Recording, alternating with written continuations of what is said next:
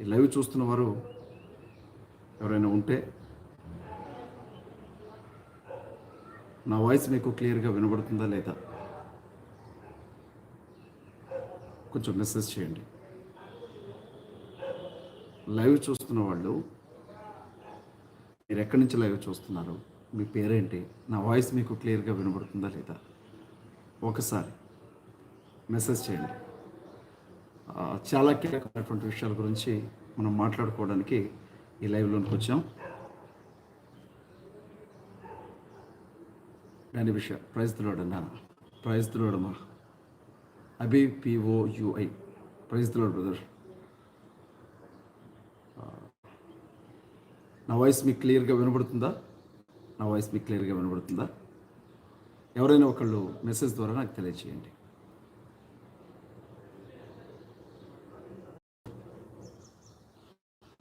వందనాలండి, అందరికీ వందనాలు. Praise the Lord, praise the Lord, praise the Lord. వందనాలు బ్రదర్. వాయిస్ క్లియర్గా వినబడుతుందా? వాయిస్ క్లియర్గా వినబడుతుందా? Thank you very much brothers. మన వాళ్ళకి ఈ లైవ్ని షేర్ చేయండి, మన మిత్రులకి ఈ లైవ్ని షేర్ చేయండి. అజయ్ బాబు లైవ్లోకి వచ్చారు, మనతో ఏదో మాట్లాడాలంట అని చెప్పి మన వాళ్ళందరికీ లైవ్ని షేర్ చేయండి. కొన్ని విషయాలు మనం డిస్కస్ చేద్దాం. చాలా ప్రాముఖ్యమైనటువంటి విషయాన్ని మీతో చెప్పడానికి నేను ఈ లైవ్లోకి వచ్చాను. ఈ సమయంలో మీ అందరికీ బాగా తెలుసు, కొన్ని రోజుల క్రితం ముస్లిం సహోదరులకు సంబంధించినటువంటి ఆస్తులు వక్ఫ్ బిల్ అమెండ్మెంట్ ద్వారా ప్రభుత్వం స్వాధీనం చేసుకుంది. కేంద్ర ప్రభుత్వం ముస్లిం సహోదరులకు సంబంధించినటువంటి ఆస్తులన్నింటినీ వక్ఫ్ బిల్ అమెండ్మెంట్ చేయడం ద్వారా స్వాధీనం చేసుకుంది. ఏ మనిషికైనా భూమి మీద డబ్బు అనేది, ఆస్తి అనేది దేవుని తర్వాత చాలా పెద్ద బలం. ముస్లిం పిల్లలు చదువుకోవడానికి కావచ్చు, వాళ్ళు ఉద్యోగాలు చేసుకోవడానికి కావచ్చు, వాళ్ళ మసీదులకు సంబంధించినటువంటి ఆస్తులన్నింటినీ కూడా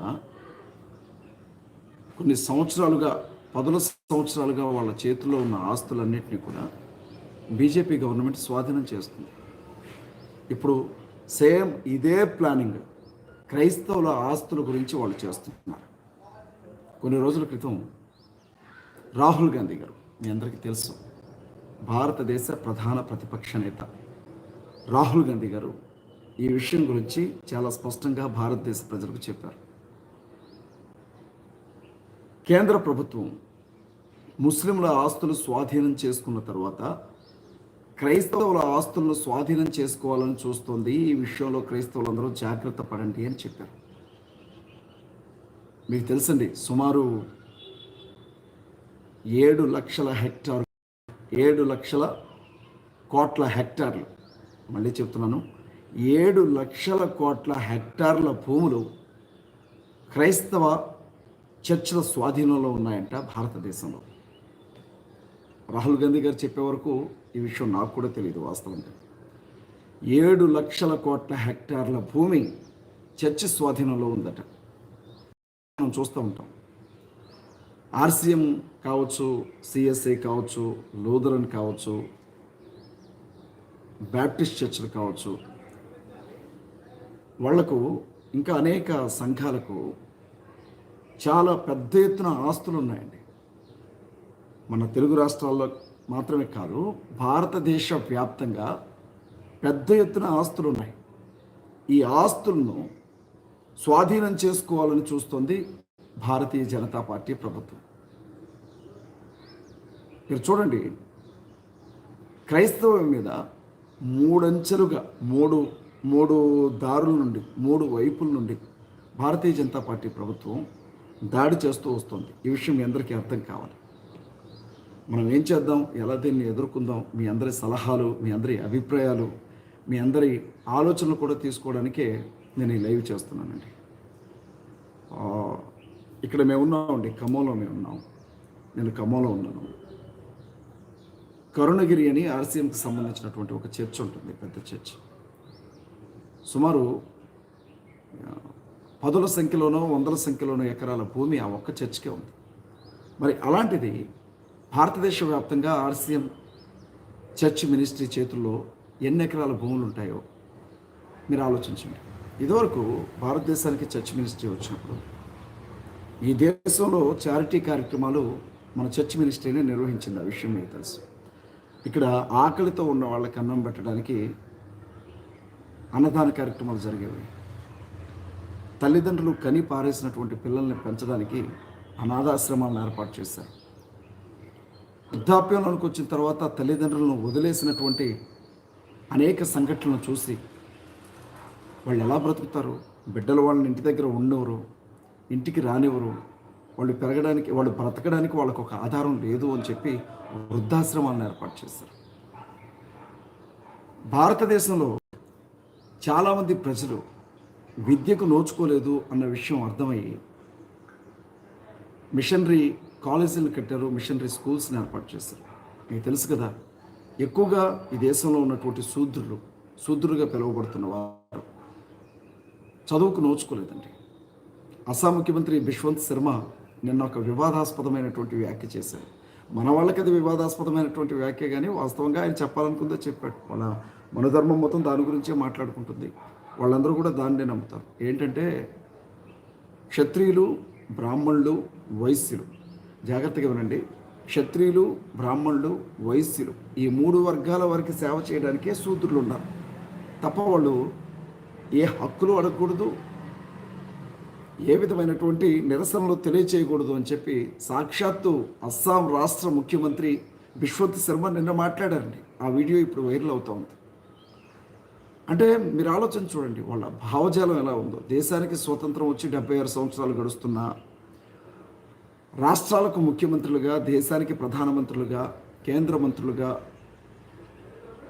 రాష్ట్ర మంత్రులుగా, ఎమ్మెల్యేలుగా, ఎంపీలుగా, ప్రజాప్రతినిధులుగా ఉన్నటువంటి బీజేపీ నాయకుల భావజాలం ఎలా ఉందో ఒకసారి చూడండి. అంటే క్షత్రియులు కట పరిపాలించే విషయంలో మంచి జ్ఞానం ఉంటుందట, బ్రాహ్మణులు దేవునికి సంబంధించిన పనులు చూసుకుంటారట, వైశ్యులు వ్యాపారం సంగతి చూసుకుంటారట, మిగిలినటువంటి శూద్రులు వీళ్లకు ఏ విధమైనటువంటి హక్కులు ఉండవని చెప్పి అతను నిన్నే మాట్లాడాడండి. బాబు, ఇది ఎప్పుడో మనధర్మశాస్త్రం కాలం నాటి మాటలు కాదు. నాకు చాలా కష్టం అనిపించింది ఆ మాటలు వింటే. మరి ఎవరు శూద్రులు వాళ్ళ దృష్టిలో?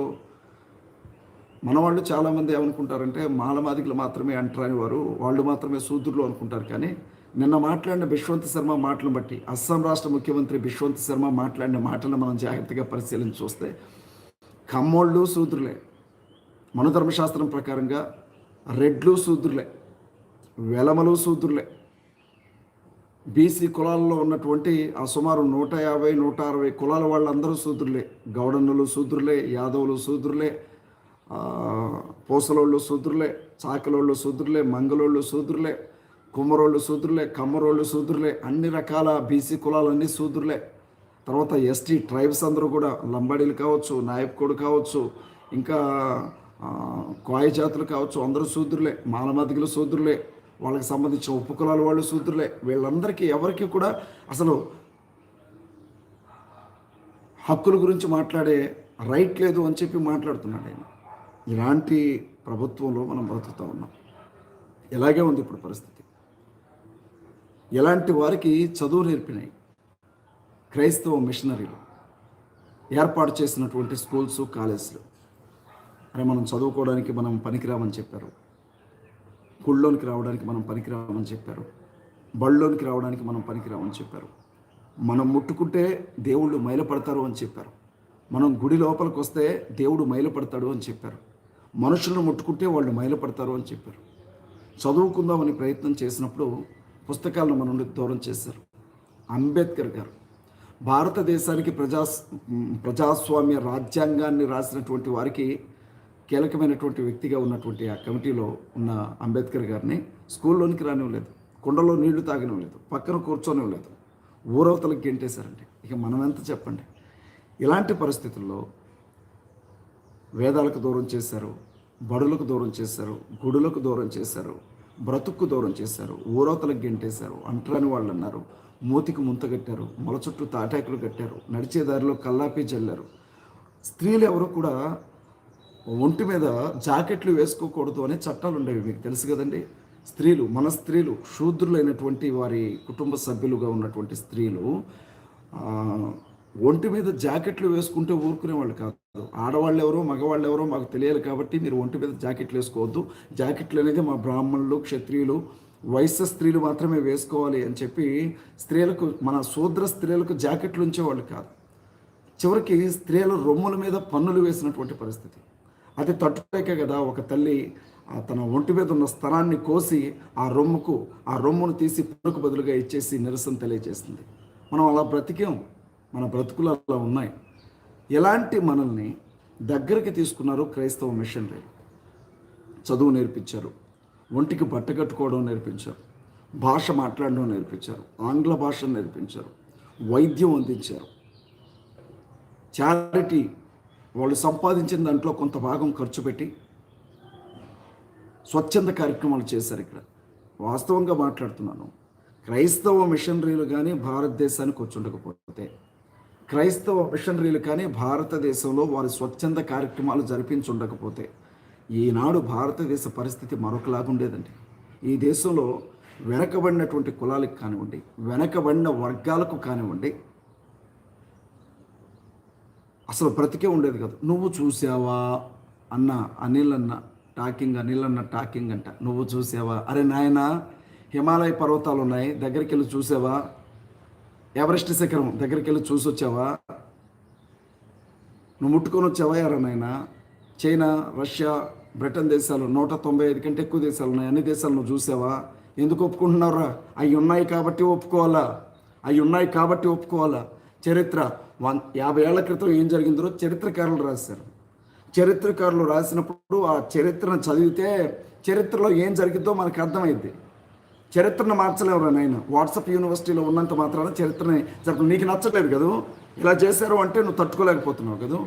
ఒకప్పుడు ఇలా చేశారు భారతదేశంలో శూద్రుని అంటే నీ ఒళ్ళు మండుతుంది కదా, నీకు మంటలు లెగుస్తున్నాయి కదా. మరి అవి చేశారు, అలాగే చేశారు. కాకతీయ యూనివర్సిటీలో BA చదువుకున్నాను నేను, ఉస్మానియా యూనివర్సిటీలో LLB చేశాను. పుస్తకాల్లో రాసున్నాయి. చరిత్ర పుస్తకాలను చదువు. అప్పుడు పిసుక్కుందు కానీ బత్తాయిలు పిసుక్కున్నట్లుగా పిసుక్కుంటున్నావు అక్కడ కూర్చొని. ఈ చేశారు నిజంగానే చేశారు. చరిత్ర పుస్తకాలను చదువు, చెప్తారు నీకు. హిస్టరీ ప్రొఫెసర్లు ఉంటారు, చరిత్రను బోధించే ప్రొఫెసర్లు అడిగి చూడు, ఎలా జరిగిందా లేదా వాళ్ళు చెప్తారు. ఇంట్లో కూర్చొని ఇలా చేశారా సరిపోయింది నువ్వు చెప్పగానే. మరి చరిత్రను మారుద్దాం అనుకుంటున్నారా? రాజశేఖర్ రెడ్డి గారు ఒకప్పుడు సమైక్య రాష్ట్రానికి ముఖ్యమంత్రిగా ఉన్నారు. ఇప్పుడు పుట్టినటువంటి చాలామంది పిల్లలకి ఆయన ఎవరో కూడా తెలియదు. అంత మాత్రాన రాజశేఖర్ రెడ్డి గారు ముఖ్యమంత్రి కదా, నువ్వు చూసావా అని అంటావా? ఈ పిల్లలు ఆ విషయం గురించి మాట్లాడితే రాజీవ్ గాంధీ గారు, ఇందిరాగాంధీ గారు చనిపోయారు, దారుణంగా చనిపోయారు. ఒకరిని కాల్చి చంపారు, ఒకరు బాంబు దాడికి గురై చనిపోయారు. అప్పుడు చాలామంది ఈ జనరేషన్ పిల్లలు లేరు. వాళ్ళు అలా చనిపోయారు అని చెప్తే నువ్వు చూసావా అని అంటావా? అంటే నువ్వు చూడకపోతే జరిగినటువంటి ఇన్సిడెంట్లు అబద్ధం అయిపోతాయా? నువ్వు చూడనంత మాత్రాన, నీకు తెలియనంత మాత్రాన జరిగినవి అబద్ధం అయిపోతాయా? ఈ హిందుత్వవాదులతో ఇదేనండి తలనొప్పి. మనం ఏదన్నా హిస్టారికల్ ఎవిడెన్స్ తీసుకొని మనం మాట్లాడితే ఉన్నట్లుగా మనం చెప్తా ఉంటే నువ్వు చూసావా అని అడుగుతారు. వీళ్ళకి నచ్చదు అది. మరి మీ వాళ్ళు చేశారు అలాగే బతికాం. సంవత్సరాలు కాదు, 100 సంవత్సరాలు అలాగ బతికాం. ఆ బ్రిటిష్ వాడు కానీ వచ్చి కొన్ని చట్టాలు చేస్తుండకపోతే ఇవాటికి మన బతుకులు ఎంత దారుణంగా ఉండేవో తెలుసా మీకు? చిన్న పిల్లలండి, 5 ఏళ్ళు 10 ఏళ్ళు నిన్న పిల్లల్ని 60 ఏళ్ళు 70 ఏళ్ళ వయసు ఉన్న ముసలికి ఇచ్చి పెళ్ళిళ్ళు చేశారు మన దేశంలో. నువ్వు చూసావా అనొద్దు మళ్ళీ. వీటినే బాల్య వివాహాలు అన్నారు. అందుకే చదువుకో అనేది. కిల్లీ షాప్ దగ్గరికి వెళ్ళి కిల్లీలను ఉండడం, బార్ షాప్ దగ్గరికి వెళ్ళి క్వార్టర్ కొనుక్కొచ్చుకొని తాగడం, మెళ్ళో ఒక కాషాయపు కండ వేసుకొని తిరిగినంత మాత్రాన పెద్ద దేశరక్షకులు ధర్మరక్షకులు అయిపోరు. చదువుకోండి ఫస్ట్. చదివితే విషయం అర్థమవుతుంది. నువ్వేం చదివావంటావా? కాకతీయ యూనివర్సిటీ నుంచి గోల్డ్ మెడల్ తీసుకున్నాను, ఉస్మానియా యూనివర్సిటీలో టాప్ ర్యాంకర్గా ఉన్నాను. నేను చదువుకున్నాను కాబట్టే మాట్లాడుతున్నాను. రోడ్ల పక్కన తిరిగి గాలి తిరుగుళ్ళు తిరిగిన వాడిని కాదు నేను, జలసాగా తిరిగిన వాడిని కాదు నేను, ఈవ్ టీచర్గా తిరిగిన వాడిని కాదు నేను. చరిత్రను చదువుకున్నాను కాబట్టి మాట్లాడుతున్నాను, చరిత్రను చదివాను కాబట్టి మాట్లాడుతున్నాను. బాల్య వివాహాలు అన్న వ్యవస్థను ప్రారంభించింది మీరు. చిన్న పిల్లల్ని పండు ముసలోళ్ళకి ఇచ్చి పెళ్ళిళ్ళు చేసేవాళ్ళు. లేకపోతే 15 ఏళ్ళు 12 ఏళ్ళు వయసు ఉన్నటువంటి పిల్లల్ని పండు ముసళ్ళకి ఇచ్చి పెళ్ళిళ్ళు చేసేవాళ్ళు. ముసలోళ్ళు ఎంత వయసులో ఉన్నా మగవాళ్ళు పెళ్ళిళ్ళు చేసుకోవచ్చు, కానీ చిన్న పిల్లల్ని చేసుకునేవాళ్ళు. ఈ ఆడపిల్లలు కొంచెం ఎదిగి పెద్ద వయసుకు వచ్చేలోపు ఆ ముసలోళ్ళు చచ్చిపోయేవాళ్ళు. అలా చచ్చిపోయిన తర్వాత ఈ బాల్య వివాహాల వల్ల వచ్చినటువంటి మరొక దరిద్రం ఏంటంటే, పోతే భర్తతో పాటు చితిమంటల్లో భార్యని కూడా తగలబెట్టేవాళ్ళు. అలా చనిపోవడానికి ఎవరన్నా ఒప్పుకోకపోతే ఆమెకి నరక యాతన ఎలా ఉంటుందో చూపించేవాళ్ళు. వాడేమో వయసు మీద పడి ముసలితనం మీద పడి కాటికి కాళ్ళు జాపి చచ్చిపోయేవాడు. ఈ తల్లి అప్పటికే యవనంలో అనుకొచ్చినటువంటి ఈ తల్లి విధవరాలు కావడం కాక అతనితో పాటు చచ్చిపోవాలి చితిపట్టలో పడి. ఎంత దారుణం! స్త్రీల పట్ల ఎంత వివక్ష, ఆడబిడ్డల పట్ల ఎంత వివక్ష, ఎంత భయంకరంగా ఆడబిడ్డలను చూశారో దయచేసి మీరు ఒకసారి గమనించండి. ఆమెకి ఏం చెప్పేవాళ్ళంట, నీ ఒంటి మీద ఎన్ని వెంట్రుకలు ఉన్నాయో తల్లి, అన్ని వేల సంవత్సరాలు నీ భర్తతో కలిసి స్వర్గంలో నువ్వు సుఖంగా కాపురం చేసుకుంటావు, నీ భర్తతో చితిమంటల్లో చచ్చిపోతాయని చెప్పేవాళ్ళట. అలా చెప్పి మనధర్మశాస్త్రం ప్రకారంగా ఆ తల్లిని కూడా బ్రతికుండగానే చనిపోయినటువంటి తన భర్తతో చితిమంటల్లో పెట్టి తగలబెట్టేవాళ్ళు. ఎన్ని వేల మంది ప్రాణాలు తీశారు ఇట్లా భారతదేశంలో. ఇది అబద్ధమా? ఇది అబద్ధమా? దీన్ని అబద్ధం అని చెప్పగలరా ఎవడైనా? బాల్య వివాహాల వలన సతీసాగమనంలో చనిపోయినటువంటి స్త్రీలు అధికంగా చిన్నపిల్లలే ఉన్నారు. అక్కడితో ఆగిందా? జోగిని వ్యవస్థ కావచ్చు, దేవదాసి వ్యవస్థ కావచ్చు, మన దరిద్రంలో నుంచి వీళ్ళు పుట్టించినవి కాదా? ఎస్సీల ఆడపిల్లల్ని, ఎస్టీల ఆడపిల్లల్ని, బీసీల ఆడపిల్లల్ని జోగినీలుగా మార్చి, దేవదాసీలుగా మార్చి, దేవతా విగ్రహాలకిచ్చి పెళ్ళిళ్ళు చేసి ఊరంతా కలిసి వారిని అనుభవించినటువంటి సంఘటనలు ఉన్నాయి. ఇప్పటికి కూడా మన ఉత్తర భారతదేశంలో ఈ సంఘటనలు ఇంకా జరుగుతూనే ఉన్నాయి. ఈనాటికి కూడా ఈ దేవదాసి వ్యవస్థ కొనసాగుతూనే ఉంది. ఈనాటికి కూడా ఈ జోగిని వ్యవస్థ కొనసాగుతూనే ఉంది. ఇన్ని వందల సంవత్సరాల ఈ చరిత్రలో చాలామంది ఎస్సీ అమ్మాయిలు జోగినీలుగా దేవదాసులుగా మారారు. చాలామంది ఎస్టీ అమ్మాయిలు జోగినీలుగా దేవదాసులుగా మారారు. చాలామంది బీసీ అమ్మాయిలు జోగినీలుగా దేవదాసులుగా మారారు. ఒక్క బ్రాహ్మణ అమ్మాయి అయినా జోగినిగా దేవదాసిగా మారిందా అండి? ఒక్క బ్రాహ్మణుల అమ్మాయి ఉందా? ఒక్క క్షత్రియుల అమ్మాయి ఉందా? ఒక్క వైశ్యుల అమ్మాయి ఉందా జోగినీలుగా దేవదాసులుగా మారినట్టు? ఒక్కటి చూపించగలరా మీరు? ఇంత వివక్ష మధ్య బ్రతుకుతుంటే క్రైస్తవమే భారతదేశానికి అండగా నిలవబడింది. వివిధ దేశాల నుంచి ఇక్కడికి వచ్చినటువంటి క్రైస్తవ మిషనరీలు కొన్ని కోట్ల రూపాయల డబ్బు, వందల కోట్లు, వేల కోట్ల రూపాయల డబ్బును ఖర్చు పెట్టి ఈ దేశంలో వెనకబడినటువంటి వర్గాల ప్రజల్ని ఆదుకోవడం కోసం ఆస్తులను కొన్నారు. ఇక్కడ భూస్వాముల చేతుల్లో ఉన్నటువంటి ఆస్తుల్ని, ప్రభుత్వ చేతుల్లో ఉన్నటువంటి ఆస్తుల్ని కొన్ని వందల కోట్ల రూపాయలు వెచ్చించి కొన్నారండి. ఇవాళ అవి చర్చి ఆస్తులుగా మిగిలిపోయి అంతవరకు ఎందుకండి? వాళ్ళ ఎమ్మెల్యేలుగా, ఎంపీలుగా, మంత్రులుగా, ముఖ్యమంత్రులుగా పనిచేస్తున్న వారు కూడా ఒకప్పుడు చిన్నతనంలో క్రిస్టియన్ మిషనరీ స్కూల్లో చదువుకున్న వాళ్ళే. ప్రపంచం అంతా కూడా ఒక చిన్న గ్లోబల్ విలేజ్ లాగా ఉంది. వాళ్ళ అందరూ కూడా ఇంగ్లీష్ భాషను మాట్లాడుకుంటున్నారు. ఈ భాష నేర్పింది ఎవరండి? ఆర్ఎస్ఎస్ వాళ్ళు నేర్పారా ఇంగ్లీష్ భాషని? విశ్వ హిందూ పరిషత్ వాళ్ళు నేర్పారా ఇంగ్లీష్ భాషని? బజరంగ దళ వాళ్ళు నేర్పారా ఇంగ్లీష్ భాషని? ఈ భాషను నేర్పింది క్రిస్టియన్ మిషనరీలు. ఇవాళ ఇంగ్లీష్ భాష నేర్చుకున్నటువంటి వాళ్ళు ప్రపంచంలో అనేక దేశాల్లో బ్రతుకుతున్నారు. మన హిందూ సహోదరులు సుమారు 1 కోటి మంది ఫారిన్ కంట్రీస్లో, క్రైస్తవ దేశాల్లో బ్రతుకుతున్నారు. ఉద్యోగాలు చేసుకొని, ఆంగ్ల భాష నేర్చుకొని కోట్ల రూపాయలు సంపాదించుకుంటున్నారు. తెల్లోళ్ళతో కలిసి వ్యాపారాలు చేసుకుంటున్నారు.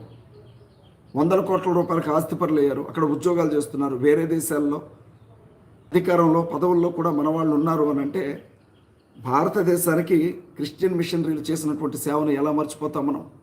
ఈ క్రిస్టియన్ మిషనరీలు భారతదేశ ప్రజలకు, వెనకబడిన వర్గాల ప్రజలకు, అణగారిన వర్గాల ప్రజలకు, వెనక్కి గెంటివేయబడిన వర్గాల ప్రజలకు, మనుధర్మశాస్త్రం చేత అంటరాని వారిగా పిలువబడినటువంటి ప్రజలకి ఇచ్చినటువంటి ఈ క్రిస్టియన్ ఆస్తులన్నింటినీ కూడా ఇప్పుడు ప్రభుత్వం స్వాధీనం చేసుకోవాలన్న ఆలోచనలో ఉంది. రాహుల్ గాంధీ గారు ఓపెన్గా చెప్పారు ఈ మాట. ఇది మద్దిశెట్టి అజయ్ బాబు, పాస్టర్ అజయ్ బాబు చెబుతున్న మాట కాదు. రాహుల్ గాంధీ గారు ఓపెన్గా చెప్పినటువంటి మాట ఇది. రేవంత్ రెడ్డి గారికి కూడా ఈ విషయం తెలుసు. కాంగ్రెస్ పార్టీ ముఖ్యమంత్రులందరికీ కూడా ఈ విషయం తెలుసు. మరెందుకు మాట్లాడలేదు? ముస్లింలకు అండగా ఉన్నటువంటి వక్ఫ్ భూములన్నింటినీ స్వాధీనం చేసుకున్నారు పార్లమెంట్లో ఒక్క చట్టం చేసి. క్రైస్తవుల భూములు స్వాధీనం చేసుకుంటానంటున్నారు. చూడండి, క్రిస్టియానిటీకి ఉన్న ఆస్తి అని అనుకుంటున్నారు భారతీయ జనతా పార్టీ నాయకులు. అందువల్లనే ఈ క్రైస్తవుల దగ్గర ఎవరి దగ్గర లేనంత ఆస్తి ఉంది భారతదేశంలో. చర్చ్ స్వాధీనంలో, చర్చి ఆధ్వర్యంలో ఎవరి దగ్గర లేనంత భూములు ఉన్నాయి, ఆస్తులు ఉన్నాయి. ఒక్క బిల్లు చేసి పార్లమెంట్లో ఒక్క చట్టం చేసి వీటిని మొత్తాన్ని కూడా ప్రభుత్వం తీసేసుకుంటే బాగుంటుంది అన్న ఆలోచనలో ఉన్నారు. దేనికో తెలుసా? ఆ విధంగా క్రైస్తవులకు సంబంధించినటువంటి చర్చల ఆస్తులన్నింటిని కూడా స్వాధీనం చేసుకుంటే క్రైస్తవులు బలహీనపడతారు. అప్పుడు వీళ్ళని మనం అడ్డుకోవడం తేలికవుతుంది అన్న ఆలోచనలో భారతీయ జనతా పార్టీ ప్రభుత్వం ఉంది. ఈ విషయాన్ని ఏ పార్టీ అయినా ఖండిస్తుందా? ఏ పార్టీ అయినా ఈ విషయాన్ని ఖండిస్తుందా? రేపొద్దున ప్రాక్టికల్గా ఇదే ఫీల్డ్లోనికి వచ్చింది అనుకోండి, ఈ విషయమే జరుగుతుంది అనుకోండి, కొంచెంసేపు అనుకుందాం. ప్రభుత్వ భూములను స్వాధీనం చేసుకోవడానికి, ప్రభుత్వం క్రిస్టియన్ భూములు స్వాధీనం చేసుకోవడానికి పార్లమెంట్లో ఒక బిల్లు పెట్టింది అనుకోండి. మన తరపున మాట్లాడే రాజకీయ పార్టీలు ఏమైనా ఉన్నాయా? మన తరపున మాట్లాడే రాజకీయ పార్టీలు ఏమైనా ఉన్నాయా? క్రైస్తవ సహోదరులు అడుగుతున్నా. ఇవాళ ప్రపంచంలోనే అత్యంత జ్ఞానవంతమైనటువంటి గ్రంథాన్ని చదివేవారు క్రైస్తవ సహోదరులు. బైబిల్ గ్రంథాన్ని చదివే క్రైస్తవ సహోదరులు. సాధారణమైనటువంటి పుస్తకాలు, మనుషులు రాసినటువంటి పుస్తకాలను చదవడం పెద్ద విషయం కాదు. 100కు 100 మార్కులు తెచ్చుకోగలరు, 1000కి 1000 మార్కులు తెచ్చుకోగలరు. క్రిస్టియానిటీకి ఉన్నటువంటి జ్ఞానమే బైబిల్ అండి. దేవుడిచ్చినటువంటి వాక్యం. ఆ వాక్యాన్ని చదివినటువంటి క్రైస్తవులు ఎన్నో ఆవిష్కరణలు చేశారు. ఇవాళ ఇంటర్నెట్ సేవలను కనిపెట్టింది క్రైస్తవులు. రైళ్లను, బస్సులను కనిపెట్టింది క్రైస్తవులు. రైలు మార్గాలు వేసింది క్రైస్తవులు. విద్యుత్తును కనిపెట్టింది క్రైస్తవులు. బల్బును కనిపెట్టింది క్రైస్తవులు. పుస్తకాలు, ఇవాళ మనం పుస్తకాలు చదువుకుంటున్నామే, ఆ ప్రింటింగ్ మిషన్, అచ్చు యంత్రాన్ని కనిపెట్టింది జాన్ గూటన్బర్గ్ అని క్రైస్తవుడు. ఇవాళ ఫేస్బుక్ని కనిపెట్టింది వాళ్ళే, క్రైస్తవులే. ఇవాళ వాట్సాప్ కనిపెట్టింది క్రైస్తవులే. ఇవాళ ప్రపంచవ్యాప్తంగా విమానాలు కనిపెట్టింది క్రైస్తవులే. ఒకటనేంటి, ఒకటి కాదనేంటండి బాబు. ఇవాళ ఆవిష్కరణలన్నీ కూడా క్రైస్తవులు తయారు చేసినవే, క్రైస్తవులు కనిపెట్టినవే. ఇలాంటి క్రైస్తవ సహోదరుల బుద్ధిని, కుశలతని మనం తక్కువ అంచనా వేయలేం. అందరికంటే అందనంత ఎత్తులో, ఆకాశం అంత ఎత్తులో క్రైస్తవ సహోదరులు జ్ఞానం విషయంలో ఉంటారు. నేను మిమ్మల్ని అడుగుతూ ఉన్నా, చెప్పండి, ఏ పార్టీ అయినా మనకు అండగా నిలబడుతుందా? ఏ పార్టీ అయినా మీకు తెలిసిన ఏదైనా ఒక పార్టీ? ముస్లిం సహోదరులు పాపం నష్టపోయారండి. వాళ్ళు క్రైస్తవులు మనం వాళ్ళకి అండగా నిలబడలేకపోయాం. ఈ విషయంలో వక్ఫ్ బిల్లు విషయంలో ముస్లిం సహోదరులు ఒంటరిగా ఉండిపోతే, మిగిలిపోతే క్రైస్తవ సహోదరులు ఎవరు కూడా వారికి అండగా నిలబడలేకపోయాం. వాళ్ళ పిల్లల నోటి దగ్గర ఉండే అన్నాన్ని లాక్కున్నారు. ముస్లిం సహోదరుల పిల్లల చదువును లాక్కున్నారు. వాళ్ళ పిల్లల బ్రతుకులను లాక్కున్నారు వక్ఫ్ భూములను లాక్కోవడం ద్వారా. వాళ్ళకెవరికి మనం అండగా నిలబడలా. రేపొద్దున క్రైస్తవులకి ఇదే సమస్య రాబోతూ ఉంది. మరి ముస్లింలు మాత్రం మనకు అండగా ఎందుకు నిలబడతారు? నా నుండి నీకెంత దూరమో, నీ నుండి నాకెంత దూరం కదా. ముస్లిం సహోదరులు మాత్రం మనకు అండగా ఎందుకు నిలబడతారు? మీరు ఒకసారి ఆలోచించండి. పోనీ ఏదన్నా ఒక పార్టీ మనకు అండగా వచ్చిందంటారా? తెలంగాణ నుంచి ఏ పార్టీ వచ్చింది చెప్పండి? బీఆర్ఎస్ వచ్చిందా క్రైస్తవుల భూములు తీసుకోవద్దని? కాంగ్రెస్ పార్టీ క్రైస్తవ భూములు తీసుకోవద్దు మీరు అని? బీజేపీ పార్టీ వచ్చిందా? అసలు క్రైస్తవ భూములు స్వాధీనం చేసుకోవాలన్న ప్రతిపాదనే బీజేపీ పార్టీ. కమ్యూనిస్ట్ పార్టీలు ఏమైనా మాట్లాడే స్థితిలో ఉన్నాయా? పోనీ ఎంఐఎం పార్టీ ఏమైనా మనకు అండగా వచ్చిందా ఆ టైంలో? లేదు. మరి ఆంధ్ర నుంచి ఏ పార్టీ వచ్చిందండి? తెలుగుదేశం పార్టీ వచ్చిందా క్రైస్తవులకు సపోర్టుగా? జనసేన పార్టీ వచ్చిందా క్రైస్తవులకు సపోర్టుగా? వైఎస్ఆర్ కాంగ్రెస్ పార్టీ వచ్చిందా క్రైస్తవులకు సపోర్టుగా? కాంగ్రెస్ పార్టీ వచ్చిందా క్రైస్తవులకు సపోర్టుగా? ఏ పార్టీలు వస్తాయి చెప్పండి? తెలుగు రాష్ట్రాల్లో ఉన్నటువంటి ఏ పార్టీలు మనకు అండగా నిలబడే ఉన్నాయి? నాకు తెలియదు, మీరు చెప్పండి. చెప్తే నేను నమ్ముతాను. అరే, మణిపూర్ లాంటి రాష్ట్రాన్ని సర్వనాశనం చేసి తగలబెట్టి అక్కడ చిన్నపిల్లలను చంపి, యవనస్తులను చంపి, ఆడబిడ్డలను చంపి, గర్భంతో ఉన్న వాళ్ళని చంపి, వృద్ధులను చంపి, అనాథాశ్రమాలు తగలబెట్టి, వృద్ధాశ్రమాలు తగలబెట్టి, చర్చలు తగలబెట్టి, మానభంగాలు చేసి, ఆడబిడ్డలను నడి రోడ్డు మీద నగ్నంగా ఊరేగించి, ఎదురు తిరిగిన వాళ్ళని చంపి, గుమ్మాలకు తలను వేలాడదీసి 1 సంవత్సరన్నర కాలం పాటు అక్కడ భయంకరమైన హింస జరిపితేనే ఒక్క పార్టీ కూడా మనకు సపోర్ట్ చేయాలి. కాంగ్రెస్ పార్టీ ప్రధాన ప్రతిపక్షంగా ఉండి బీజేపీ మీద అవిశ్వాస తీర్మానం పెడితే ఆంధ్ర పార్టీలు, తెలంగాణ పార్టీలు అన్నీ కూడా బీజేపీకే మద్దతుగా నిలబడ్డాయి. రేపొద్దున మన భూములు స్వాధీనం చేసుకునేటప్పుడు ఎవరు వస్తారో మనకి మద్దతుగా ఒకసారి ఆలోచించండి. రోమన్ క్యాథలిక్ మిషన్, ఆర్సీఎం చర్చెస్కి సంబంధించినటువంటి దేవుని పిల్లలు ఎవరైనా ఈ మెసేజ్ చూస్తూ ఉంటే ఒకసారి ఆలోచించండి. సిఎస్ఐకి సంబంధించిన వాళ్ళు కావచ్చు, లూథరన్కి సంబంధించిన వాళ్ళు కావచ్చు, బ్యాప్టిస్ట్ సంఘాలకు సంబంధించిన వాళ్ళు కావచ్చు, పెద్ద పెద్ద మినిస్ట్రీలు మావన్నీ కూడా. మిగిలిన వాళ్ళందరూ బ్రతుకు తెరువు కోసమే బైబిల్ పట్టుకొని తిరుగుతారు. మావి చాలా స్థిరమైన మినిస్ట్రీలు, చాలా బలమైన మినిస్ట్రీలు అని చెప్తున్నవారు ఎంత పెద్ద ప్రమాదం మీకు పొంచి ఉందో మీకు అర్థమవుతుందా? రాబోయే రోజుల్లో చర్చిలకు సంబంధించినటువంటి ఆస్తులన్నింటినీ ఎలా స్వాధీనం చేసుకోవాలనుకుంటున్నారో మీకు అర్థమవుతుందా? ఈ కుట్రను మీరు అర్థం చేసుకోగలుగుతున్నారా? ఇప్పుడు కానీ మనం కలవకపోతే, ఇప్పుడు కానీ మనం అందరం ఒక్కటి కాకపోతే, ఇప్పుడు కానీ మనం అందరం చేతులు కలిపి ముందుకు నడవకపోతే, డినామినేషన్ భేదాలను పక్కన పెట్టి, సంఘ భేదాలన్నింటిని పక్కన పెట్టి, క్రైస్తవ సంఘాలన్నీ ప్రొటెస్టెంట్లు కావచ్చు, రోమన్ క్యాథలిక్స్ కావచ్చు, ఒక్కటి కాకపోతే క్రైస్తవులు వెనక్కి తిరిగి చూసుకుంటే పాతి పెట్టుకోవడానికి సమాధి స్థలాలు కూడా ఉండవు, శ్మశాన వాటికలు కూడా ఉండవు. Is it clear? అర్థమవుతుందా మీకు? పాతి పెట్టుకోవడానికి శ్మశాన వాటికలు కూడా, సమాధి తోటలు కూడా ఉండవు.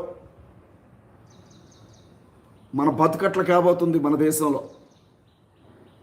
మీరేమో రోమన్ క్యాథలిక్స్ ఏమో ఈ ప్రొటెస్టెంట్లు సరైన వాళ్ళు కాదని చెప్పండి, మా ప్రొటెస్టెంట్లు ఏమో ఈ రోమన్ క్యాథలిక్తో మాకొద్దు, మాకు పడదని మేము చెప్తాం. మేము కొట్టుకుంటూ ఉంటే, ఇప్పుడు ఏదో ఉంటుంది కదా, పిల్లి కాకి పోరు పిల్లి తీర్చింది అని, రెండు కాకులు కొట్టుకుంటూ ఉంటే ఒక పిల్లి వచ్చి రొట్టె ముక్క ఎత్తుకుపోయిందంట. మేము కొట్టుకుంటూ ఉంటే మీకు మాకున్న ఆస్తుల మొత్తాన్ని కూడా వీళ్ళు ఎత్తుకొని వెళ్ళిపోవడానికి సిద్ధంగా ఉన్నారు. కాపాడేది ఎవడు? మన పక్షాన మాట్లాడడానికి అసెంబ్లీలో ఎవడైనా ఉన్నాడా? మన పక్షాన మాట్లాడడానికి అసెంబ్లీలో ఒక్క ఎమ్మెల్యే అయినా ఉన్నాడా? ఈ మా క్రైస్తవుల ఆస్తులు మీరు ఎట్లా స్వాధీనం చేసుకుంటారు? మా క్రైస్తవుల భూములు మీరు ఎట్లా స్వాధీనం చేసుకుంటారు? మా క్రిస్టియానిటీకి సంబంధించినటువంటి సొంత ఆస్తులు ఇవి మీరెవరు తీసుకోవడని అని అడగడానికి పార్లమెంట్లో మనకంటూ ఒక ఎంపీ ఉన్నాడా? సుమారు ఆంధ్రాలో 1,60,00,000 మంది ఉన్నాం క్రైస్తవులు. 1,60,00,000 మంది అండి ఆంధ్ర క్రైస్తవుల సంఖ్య. 1,60,00,000.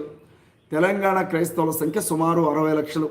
రెండు రాష్ట్రాల్లో ఉండే క్రైస్తవుల సంఖ్య అనధికారికంగా 1,20,00,000 అండి. 2,20,00,000. 2,20,00,000.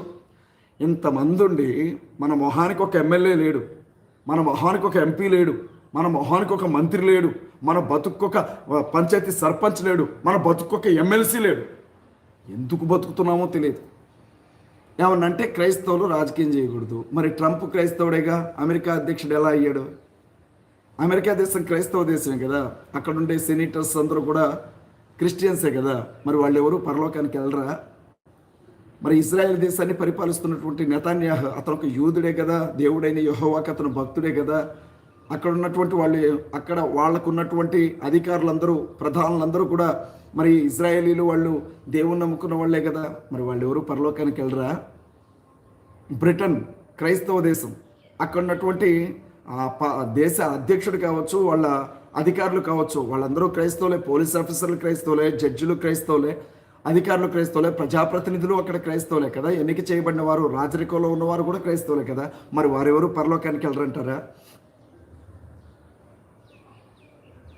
ఇటలీలో ఉన్నది ఎవరు? క్రైస్తవులు కాదా? వారెవరు పరలోకానికి వెళ్ళరంటారా? ప్రపంచంలో సుమారు 100 దేశాల కంటే ఎక్కువ క్రైస్తవ దేశాలు ఉన్నాయే. ఆ క్రైస్తవ దేశాల్లో ఉండే అధికారులందరూ, క్రైస్తవ దేశాల్లో ఉన్న జడ్జిలు, క్రైస్తవ దేశాల్లో ఉన్నటువంటి ప్రజాప్రతినిధులు, ప్రభుత్వం చేత ఎన్నుకోబడిన వారు, ప్రభుత్వాలు, పార్టీల అధ్యక్షులు, ప్రభుత్వాధ్యక్షులు అందరూ క్రైస్తవులే కదా. మరి వాళ్ళెవరూ కూడా పరలోకానికి వెళ్ళరంటారా? ఒక్క భారతదేశ క్రైస్తవులకు మాత్రమే అధికారం నిషేధించబడిందా? ఒక్క భారతదేశంలో ఉండే క్రైస్తవులకు మాత్రమే అధికారాన్ని నిషేధించారా అని నేను అడుగుతా ఉన్నా. ఇక్కడ ఎమ్మెల్యేలుగా ఉండకూడదు, ఎంపీలుగా ఉండకూడదు, మంత్రులుగా ఉండకూడదు, కేంద్ర మంత్రులుగా ఉండకూడదు, రాష్ట్ర ముఖ్యమంత్రిగా ఉండకూడదు, ప్రధానమంత్రిగా, రాష్ట్రపతులుగా ఉండకూడదండి. ఇన్ని రోజులు ఇష్టానుసారంగా బ్రతుకుతున్నటువంటి హిందుత్వవాదులు ముఖ్యమంత్రులుగా, ఎమ్మెల్యేలుగా, ఎంపీలుగా, రాష్ట్ర మంత్రులుగా, దేశ ప్రధానమంత్రులుగా ఉంటే ఎలా ఉంటుందో పరిపాలన చూసాం. ఒక నిజమైనటువంటి క్రైస్తవుడు దేశానికి ప్రధానమంత్రి అయితే, ఒక స్వచ్ఛమైనటువంటి క్రైస్తవుడు మీ నియోజకవర్గానికి ఎమ్మెల్యే అయితే, దేవుని వాక్యం ప్రకారంగా బ్రతికే ఒక వ్యక్తి మీ జిల్లాకి ఎంపీ అయితే, దేవుని వాక్యానుసారంగా బ్రతికే ఒక వ్యక్తి రాష్ట్రానికి మంత్రి అయితే, ముఖ్యమంత్రి అయితే, రాష్ట్రపతి అయితే, వారి పరిపాలన ఎంత బాగా ఉంటుందో మీరు ఒకసారి ఆలోచించండి. లంచం తీసుకొని క్రైస్తవులు న్యాయమూర్తులైతే, లంచం తీసుకొని క్రైస్తవులు పోలీస్ ఆఫీసర్లు అయితే, పక్షపాతం లేని క్రైస్తవులు ఎంఆర్ఓలు ఆర్డీఓలు అయితే, పక్షపాతం లేని క్రైస్తవులు అందరినీ శత్రువును కూడా ప్రేమించే క్రైస్తవులు దేశ ప్రధానమంత్రులుగా ఉంటే, హోంమంత్రులుగా ఉంటే మన పరిపాలన ఇంకెంత బాగుంటుందో చూడండి. అధికారాన్ని దూరంగా గెంటేసి సంఘాలని గుప్పిట్లో పెట్టుకోవడానికి, సంఘానికి పిరికితనాన్ని నూరుపోసి, అధికారం ఎక్కడుంటుందో, సైనింగ్ అథారిటీ ఎక్కడుంటుందో, సంతకం పెట్టే బలం ఎక్కడుంటుందో దాన్ని దూరంగా నెట్టేసి దిక్కులో నిల్వ చేశారు క్రైస్తవుల్ని వాళ్ళ పాస్టర్స్. నేను ఈ మాట అంటున్నందుకు నన్ను క్షమించండి. దేవుడిచ్చిన అధికారమే కదా, కైసరివి దేవునికి చెల్లించండి అని అన్నాడే. దేవుడిచ్చిన అధికారమే కదా, ఆ అధికారంలో క్రైస్తవులు ఉండకూడదని ప్రభువు చెప్పాడా? నా రాజ్యం వేరు, మీ రాజ్యం వేరని ప్రభువు చెప్పిన ఆలోచన వేరు, ఆ సమయం వేరు, సందర్భం వేరు. అంత మాత్రాన క్రైస్తవులు ఎవరు, యేసుక్రీస్తుని నమ్ముకున్న వారెవరు ఎమ్మెల్యేలుగా, ఎంపీలుగా ఉండకూడదని ఆయన చెప్పాడా? నన్ను నమ్ముకున్న వారెవరు ముఖ్యమంత్రులుగా, ప్రధానమంత్రులుగా ఉండకూడదు అని చెప్పాడా? నన్ను నమ్ముకున్న వాళ్ళు ఎవరు ఐఏఎస్లుగా, ఐపీఎస్లుగా ఉండకూడదని ఆయన చెప్పాడా? నన్ను నమ్ముకున్న వాళ్ళు ఎవరు కోర్టులో జడ్జిలుగా, ప్రధాన న్యాయమూర్తులుగా ఉండకూడదని ఆయన చెప్పాడా? ఒకవేళ అలా ఆయన చెప్పాడు అని మీరు అనుకుంటే అది పూర్తిగా పొరపాటు. మీకు బైబిల్ అర్థం కాల. ఆయన అంటాడు కదా, లేఖనాలు మీకు అర్థం కాక పొరబడుచున్నారు అని. ఇవాళ ఖచ్చితంగా ఆంధ్ర తెలంగాణ క్రైస్తవులు మాత్రమే కాదు, భారతదేశ వ్యాప్తంగా ఉండే క్రైస్తవులందరూ కూడా ప్రమాదంలో ఉన్నారు. మనల్ని మనం కాపాడుకోవడానికి అధికారం తప్ప వేరొక దారి లేదు. మన పక్షాన జీవము కలిగినటువంటి దేవుడు ఎప్పుడూ ఉన్నాడు. యేసుక్రీస్తు ప్రభువు మన పక్షాన ఎప్పుడూ ఉన్నారు. ఆయన మనతోనే ఉన్నారు. అదే సమయంలో కూడా ఆయన ఇచ్చినటువంటి ఈ వ్యవస్థలో ఆకాశం క్రింద అధిపతులను నియమించేవాడు ఆయనే కదా. దేవుని పిల్లలు కూడా అధికారంలో ఉండాలని నేను అంటున్నాను. అప్పుడు మనల్ని మనం కాపాడుకోగలుగుతాం. ఎన్నికలు వచ్చినప్పుడల్లా హిందూ ఎమ్మెల్యేలకి, హిందూ ఎంపీలకి, హిందూ మంత్రులకి, హిందూ ముఖ్యమంత్రులకు ఓట్లేసి సమస్య వచ్చినప్పుడు మా క్రైస్తవులకు సమస్య వచ్చింది మాకు సాయం చేయమని అడిగితే వాళ్ళు ఎందుకు సహాయం చేస్తారు? క్రైస్తవులు అంటేనే అంటరాని వాళ్ళలాగా చూస్తారు వాళ్ళు. క్రైస్తవులు అంటేనే గజ్జి కుక్కలాగా చూస్తారు వాళ్ళు. క్రైస్తవులు అంటేనే ముట్టుకోవడానికి కూడా అర్హత లేదు వీళ్ళకి అని చూస్తారు వాళ్ళు మనకి ఎందుకు సపోర్ట్ చేస్తారండి? సరే, పాస్టర్లు అంటే చెప్తున్నారు. చాలామంది దైవజనులు బైబిల్ గ్రంథాన్ని పూర్తిగా ఒక్కసారి కూడా చదవని వాళ్ళు ఎంతోమంది ఉండుంటారండి. నేను చాలా పెద్ద విషయమే మాట్లాడుతున్నాను. బైబిల్ గ్రంథాన్ని పూర్తిగా చదవని పాస్టర్లు ఎంతోమంది ఉండుంటారు. ఈ విషయాన్ని మనం జ్ఞాపకం చేసుకోవాలి. ఆదికాండం 1వ అధ్యాయం 1వ వచనం నుంచి ప్రకటన గ్రంథం చివరి వచనం వరకు ఎంతమంది పాస్టర్స్ చదువు ఉంటారు మీరు ఆలోచించండి. బైబిల్ గ్రంథం గురించినటువంటి పూర్తి విజ్ఞానం ఉన్న దైవజనులు, పూర్తి బైబిల్ గ్రంథానికి సంబంధించిన పూర్తి దర్శనం ఉన్నటువంటి, పూర్తి వివరాలు తెలిసిన వాళ్ళు ఎవరున్నారండి భూమి మీద? బాబాసాహెబ్ అంబేద్కర్ గారు ఒక మాట అంటారు, ఏ జాతి అయితే అధికారం కోసం పోరాడదో ఆ జాతి కనుమరుగైపోతుంది అని. ప్రపంచంలో ఉండే అన్ని దేశాల్లో క్రైస్తవులే అధిపతులుగా ఉన్నారు. ప్రపంచంలో ఉండే ఎక్కువ దేశాల్లో క్రైస్తవులు అధికారాన్ని చేతుల్లో ఉంచుకున్నారు కాబట్టి అక్కడ క్రైస్తవ్యం సస్టైన్ అవుతుంది. ఒక భారతదేశంలో మాత్రం అసలు అధికారం వద్దు అని అంటే మీరు గుర్తుపెట్టుకోండి, రాబోయే కాలం మన పిల్లల తరాలు చాలా ఇబ్బంది పడతాయండి. మీరు ఈ విషయాన్ని జ్ఞాపకం చేసుకోవాలి. మన క్రైస్తవుల పిల్లలు ఉన్నతమైనటువంటి చదువులు చదవడమే కాదు, ఐఏఎస్లుగా, ఐపీఎస్లుగా ఉండటమే కాదండి, రాజకీయాల్లో కూడా కీలకమైనటువంటి పదవుల్లో మన క్రైస్తవులు ఉండాలి. ఈ విషయాన్ని మీరు జ్ఞాపకం చేసుకోవాలి. రాజకీయం అంటే దాన్ని ఏదో కుష్ఠరోగిని చూసినట్లు, రాజకీయ నాయకులు అని అంటే వాళ్ళని వీధి కుక్కలు చూసినట్లుగా అసహ్యంగా చూడకండి.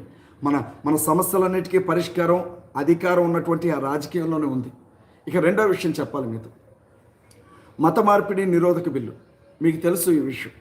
సుమారు ఇప్పటికే 12 రాష్ట్రాల్లో మత మార్పిడి నిరోధక బిల్లులు వచ్చాయి. ఉత్తర భారతదేశంలో మత మార్పిడి నిరోధక బిల్లులు ఆల్మోస్ట్ అన్ని రాష్ట్రాల్లోనికి వచ్చేసాయి. అక్కడ మత మార్పిడి నిరోధక బిల్లుల పేరుతో క్రైస్తవులకు ఉన్నటువంటి మత స్వేచ్ఛ హక్కును చంపేశారు. అక్కడ బాప్టిస్మాలు ఇవ్వడానికి పాస్టర్లకు అధికారం లేదు, పెళ్లిళ్ళు చేయడానికి లైసెన్సులు లేవు, రద్దు చేశారు. సువార్త సభలు పెట్టడానికి అధికారం లేదు, స్వస్థత ప్రార్థనలు చేయడానికి అధికారం లేదు, బహిరంగ సభలు జరపడానికి అధికారం లేదు. ఇళ్లల్లో కూడా కనీసం కూర్చొని ఇద్దరు ముగ్గురు ప్రార్థన చేసుకునే అవకాశం అక్కడ లేదు. ఎవరైనా గెట్టకైనా సరే ఫలానా వ్యక్తి మత మార్పిడి చేయడానికి ప్రయత్నించాడు, నన్ను ప్రలోభపెట్టాడు అంటే ఎలాంటి ఆధారాలు సాక్ష్యాలు లేకుండానే ఆ వ్యక్తిని తీసుకెళ్లి అరెస్ట్ చేసి జైల్లో పెడుతున్నారు. ఒక్క ఉత్తరప్రదేశ్లోనే దాదాపు 1000 మంది గ్యాంగ్స్టర్ కేసుల్లో జైల్లో మగ్గిపోతూ ఉన్నటువంటి పరిస్థితి. బెయిళ్లలో వాళ్ళని బయటికి తీసుకొచ్చే నాథుడు లేడు. జైళ్లలో ఉన్నటువంటి వారికి బెయిల్ ఇచ్చేవాళ్ళు లేడండి. ఇలా దాదాపు చుట్టుపక్కల 12 రాష్ట్రాల్లో ఈ చట్టాలు క్రైస్తవుల మీద ఉక్కుపాదం మోపుతా ఉన్నాయి. ఇప్పుడు తెలంగాణలో, ఆంధ్రాలో కూడా ఈ చట్టాలను తీసుకురావడానికి బీజేపీ విశ్వ ప్రయత్నం చేస్తూ ఉంది. మన ఉత్తర భారతదేశానికి, దక్షిణ భారతదేశానికి మధ్య ఉన్నటువంటి తేడా ఏంటంటే అక్కడ వాళ్ళు మతం అంటూ ఉంటారు. ఉత్తర భారతదేశం, దక్షిణాది అభివృద్ధి అంటూ ఉంటుంది. మన తెలంగాణ కానివ్వండి, ఆంధ్ర కానివ్వండి, కర్ణాటక కానివ్వండి, తమిళనాడు కానివ్వండి, కేరళ కానివ్వండి, లక్షద్వీప్ కానివ్వండి, పాండిచ్చేరి కానివ్వండి, అండమాన్ నికోబార్ దీవులు కానివ్వండి, అభివృద్ధి గురించి మాట్లాడుతూ ఉంటాం మనం. దీన్ని కూడా ఎలాగైనా సరే మత పిచ్చిని ఎక్కించాలి వీళ్ళకి అని ఇక్కడ పవన్ కళ్యాణ్ని దింపారు. ఆంధ్రాలో పవన్ కళ్యాణ్ మీరు చూసారా? యోగి ఆదిత్యనాథ్ ఎప్పుడు చూసిన కాషాయ వస్త్రాల్లోనే ఉన్నట్లు పవన్ కళ్యాణ్ ఈ దక్షిణాదికి మరొక యోగి ఆదిత్యనాథ్ కావాలి అన్న ఆలోచన పవన్ కళ్యాణ్కి ఉంది. ఈ దక్షిణాది నుంచి ఉప ప్రధానైనా కావాలి అన్న కనీస ఆలోచన పవన్ కళ్యాణ్ గారికి ఉంది. అందుకే ఆయన ఎప్పుడు చూసినా కూడా కాషాయ వస్త్రాలు ధరించుకొని తిరుగుతూ ఉంటాడు. ఏదో ఒక మాల్లో ఉన్నట్లుగా చెప్తూ ఉంటాడు. ఆయన శ్రీమతి అన్నా లెజనేవా గారు గొప్ప క్రైస్తవురాలు. ఆ తల్లిని తిరుపతికి తీసుకొని వెళ్ళి వెంకటేశ్వర స్వామి దగ్గర గుండు కొట్టించారు, తల వెంట్రుకలన్నీ తీపించారు. మరి ఇది మత మార్పిడి కాదా? ఒక క్రైస్తవురాలని నువ్వు తిరుపతికి తీసుకొని వెళ్ళి గుండు కొట్టించావంటే ఇది మత మార్పిడి కాదా? ఆంధ్ర రాష్ట్రంలో ఇంత బలమైనటువంటి స్త్రీ ఎవరున్నారు? ఒక క్రైస్తవురాలు. ఆంధ్రాలో ఉండే అత్యంత బలమైన క్రైస్తవురాలు ఎవరైనా ఉన్నారు అని అంటే పవన్ కళ్యాణ్ గారి భార్య అన్నా లెజనేవా గారే. ఆ తల్లిని తీసుకొని వెళ్ళి తిరుపతి దేవస్థానంలో గుండు కొట్టించారు. పరిస్థితి ఎలా ఉంటుందో చూడండి. సరే, అది వాళ్ళ వ్యక్తిగత నిర్ణయం అయితే అయ్యి ఉండొచ్చు, కానీ మరి దీన్ని మత మార్పిడి అనరా? ఆంధ్రాలో ఎలాంటి పరిస్థితులు నెలకొని ఉన్నాయో మీరు చూడండి. తెలంగాణలో తిన్నగా జనసేన పార్టీ లేదు, కానీ తమిళనాడులో పార్టీని పెడతాడంట. ఎందుకంటే ద్రవిడ భావజాలం కలిగి దక్షిణాదిని కాపాడుకునే మన పెద్దన్నలు, తమిళానికి సంబంధించినటువంటి ప్రజలు, తమిళ ప్రజలు వాళ్ళు నిలబడ్డారు. ఇక్కడ మీ ఆటలు సాగో, మా దగ్గర మీ ఆటలను సాగనివ్వమని చెప్పి వాళ్ళు నిలబడ్డారు. మనం అలా నిలబడగలమా? ఇవాళ ఎలాంటి పరిస్థితుల్లోనికి మనం దిగజారిపోతున్నామో ఒక్కసారి మీరు ఆలోచించండి దయచేసి. నేను చెబుతున్న మాటలు నిజమా కాదా? నిజంగానే అజయ్ బాబు చెబుతున్నది నిజమేనా, లేకపోతే మమ్మల్ని రెచ్చగొట్టడానికి చెప్తున్నాడా అన్న విషయాలను ఆలోచించండి. ప్రాక్టికల్గా ఉండండి. మతం మనిషి కళ్ళను మూసేస్తుంది, పొరలు గమ్ముకుంటాయి. మత పిచ్చిలో ఉన్నటువంటి మనిషి మెదడు ఏమీ ఆలోచించదు. దయచేసి ఒక్కసారి మీరు గమనించండి. క్రైస్తవులందరూ కూడా యాక్టివ్ కావాల్సినటువంటి అవసరం ఎంతైనా ఉంది. ఒకటి, మన భూములను స్వాధీనం చేసుకోవాలనుకుంటున్నారు. రెండవది, మత మార్పిడి పేరుతో ఆ బిల్లులను తీసుకొని వచ్చి స్వార్థ ప్రకటించే హక్కు లేకుండా మనల్ని ఇబ్బంది పెట్టాలి అని చూస్తూ ఉన్నారు. ఈ రెండు విషయాలతో పాటు మీకు మరో విషయం కూడా చెప్పాలి. వచ్చే నెల 3వ తేదీన హైదరాబాద్లో ప్యాట్నీ సెంటర్లో హరిహర కళాభవన్లో హైదరాబాద్ మెగా క్రిస్టియన్ కాన్ఫరెన్స్ జరుగుతుంది. హరిహర కళాభవన్లో 3వ తారీఖు అంటే వచ్చే శనివారం సాయంత్రం 6 గంటల నుంచి రాత్రి 10 గంటల వరకు హైదరాబాద్ మెగా క్రిస్టియన్ కాన్ఫరెన్స్ జరుగుతుంది. మీ అందరికీ హృదయపూర్వకంగా ఆహ్వానం తెలియజేస్తున్నాను. మీరందరూ కూడా తప్పనిసరిగా రండి. మీ వంతుగా ఈ మెగా క్రిస్టియన్ కాన్ఫరెన్స్కి సపోర్ట్ అందించండి. మీరందరూ కూడా అండగా నిలబడండి. మనల్ని మనమే బలోపేతం చేసుకోవాలి, మనల్ని మనమే కాపాడుకోవాలి. రాబోయే మన తరాలకు మనం ఒక మంచి భవిష్యత్తును అందించాలి. దానికోసం క్రైస్తవులను చైతన్యవంతం చేయాలి. క్రిస్టియన్స్ అందరినీ కూడా చైతన్యవంతం చేయడం కోసం ఈ మెగా కాన్ఫరెన్స్ని మేము ఏర్పాటు చేస్తూ ఉన్నాం. ఒక్క హైదరాబాద్లోనే కాదు, వరంగల్లో జరుగుతుంది, కాకినాడలో జరుగుతుంది, వైజాగ్లో జరుగుతుంది, నల్గొండలో జరుగుతుంది, పశ్చిమ గోదావరి జిల్లా జరుగుతుంది, తూర్పు గోదావరి జిల్లా జరుగుతుంది, రాజమండ్రిలో జరుగుతుంది. ప్రతి చోట జరుగుతాయి ఈ కాన్ఫరెన్స్లో. దేవుని సేవ, సంఘ పరిచర్య, సువార్త పరిచర్య ఒకవైపు జరుగుతూనే ఉంటాయి. మరొక వైపు ఈ సంఘాలన్నింటినీ ఈ ఉన్మాదుల చేతుల్లో నుంచి కాపాడుకోవడం కొరకు పొలిటికల్గా మన క్రిస్టియన్ ఓటు బ్యాంకులంతా ఒక్కటి చేసే ప్రయత్నం మరొక వైపు జరుగుతూనే ఉంటుంది. ఆలోచించండి, మేధావులు ఆలోచించండి. నేను చెప్పింది తప్ప. ఒకవేళ మనం ఈ దారిలో కూడా నడవకపోతే రేపొద్దున మనల్ని కాపాడడానికి ఎవ్వడూ రాడు మనకు తోడుగా. దయచేసి ఈ విషయాన్ని గుర్తు చేసుకోండి. శనివారం సాయంత్రం 6 గంటలకల్లా హైదరాబాద్ హరిహర కళాభవన్లో మనం కలుద్దాం. హరిహర కళాభవన్లో మనం కలుద్దాం. అక్కడ ఎంపీ హర్షన్న రాబోతున్నారు. మాజీ ఎంపీ హర్ష్ కుమార్ గారు వస్తారు. దైవజనులు వికేఆర్ గారు వస్తారు. సువార్త గాయకులు ఏఆర్ స్టీవెన్సన్ గారు వస్తారు. దైవజనులు అభినయ్ గారు వస్తారు. అలాగే ఇంకా అనేక మంది కేఏ పాల్ గారిని ఇన్వైట్ చేశాం. ఇంకా అనేక మందిని రంజిత్ ఓఫీర్ గారితో కూడా నేను మాట్లాడతాను. అనేక మందిని ఇన్వైట్ చేస్తాం. మనం అందరం కూడా అక్కడ కలిసి అనేక విషయాలు దేవుణ్ణి స్తుతిస్తూనే, దేవుణ్ణి ఆరాధిస్తూనే, దేవుణ్ణి గణపరుస్తూనే, దేవుని వాక్యానికి లోబడి, రాజ్యాంగబద్ధంగా, చట్టాలకు లోబడి మనం ఏం చేయగలుగుతామో చూసుకొని మనం ముందుకు వెళుతూ ఉంటాం. దయచేసి జ్ఞాపకం చేసుకోండి. ప్రతి ఆదివారం అండి ఉదయం 10:30 గంటలకి హైదరాబాద్లో పోలీస్ స్టేషన్లోనే సంతకం పెట్టడానికి వెళ్ళాలి. నేను ఒక దైవజనుడిని, నేను ఒక సంఘ కాపరిని, నేను దేవుని వాక్యం చెప్పాలి చర్చిలో ఉండి. కానీ నన్ను ఆ రోజు పోలీస్ స్టేషన్కి వచ్చి సంతకం పెట్టి వెళ్ళేలాగా చేశారు. సుమారు ఖమ్మం నుంచి హైదరాబాద్కి 250 కిలోమీటర్లు, హైదరాబాద్ నుంచి ఖమ్మానికి 250 కిలోమీటర్లు, 500 కిలోమీటర్ల ప్రయాణం చేసి నేను సంతకం పెట్టడానికి వెళ్ళాల్సినటువంటి పరిస్థితి అండి. నా గురించి ప్రేయర్లో జ్ఞాపకం చేసుకోండి. మీరు ఎక్కడెక్కడి నుంచో చూస్తున్నారో, ఈ లైవ్ని ఎక్కడెక్కడి నుంచో చూస్తున్నారో, మీ పేరు, మీరు చూస్తున్నటువంటి ఏరియా, మీ వివరాలు కూడా కామెంట్ సెక్షన్లో రాయండి. ప్రతిరోజు కూడా లైవ్లో అనేకమైనటువంటి విషయాలు మనం మాట్లాడుకుందాం. దేవుని చిత్తమైతే వచ్చే శనివారం సాయంత్రం 6 గంటలకు హైదరాబాద్ సికింద్రాబాద్లో ప్యాట్నీ సెంటర్లో హరిహర కళాభవన్లో కలుద్దాం. ఇది నా వ్యక్తిగత ఆహ్వానంగా భావించండి. మీ అందరికీ నా హృదయపూర్వకమైనటువంటి వందనాలు. Praise the lord.